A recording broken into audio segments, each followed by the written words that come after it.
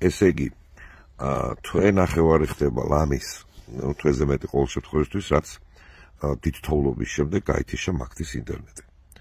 და დღემდე არ არის.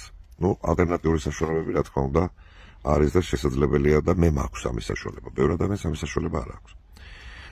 თავარი რა არის, რაზე ვამახვილებ ყურადღებას, რომ აი ეს კომპანია, რომელიც სასუსლოდ მნიშვნელოვანია და ჩვენს ბაზარზე არის და ოპერირებს, აღმოჩნდა აბსოლუტურად მოუმზადებელი თოვლისთვის.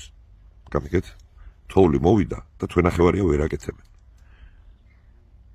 თვეზე მეტი, რომ არ შემედავონ ამაზე. ვერ აკეთებენ. ყოველდღიურად გავდა, აი დღეს ბატონო, ხვალ ბატონო, დღეს მოვლენ ბატონო. თვეზე მეტია ინტერნეტი ვერ გააკეთეს თოვლის შემდეგ.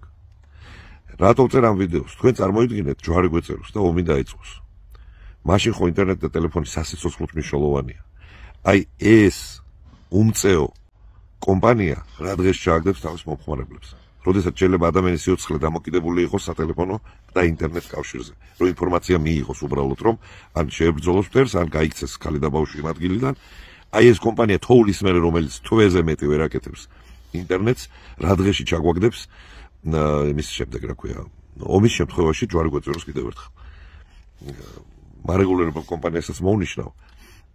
დიდი იმედი არ მაქვს არც ერთის და არც მეორესი, მაგრამ ჯვარი გვეწეროს რაღაცა რო იყოს საშინელება გველის რა. მარტო მაგთისგან არა, აი, არ ვიცი. არავინ არაფრისთვის მზად არ არის. გუშინ თურქეთის ისა მაპატიეთ, სომხეთის გულშემატკივრები ვერ დაიცვეს რამოდენიმე ათეული ლაწერაკისგან. ვერ დაიცვეს, არ იყო პოლიცია, დადის ტროტუარებზე ხალხს აჯანყებს. არ ვიცი. არ მუშაობს საქართველოს, არ მუშაობს.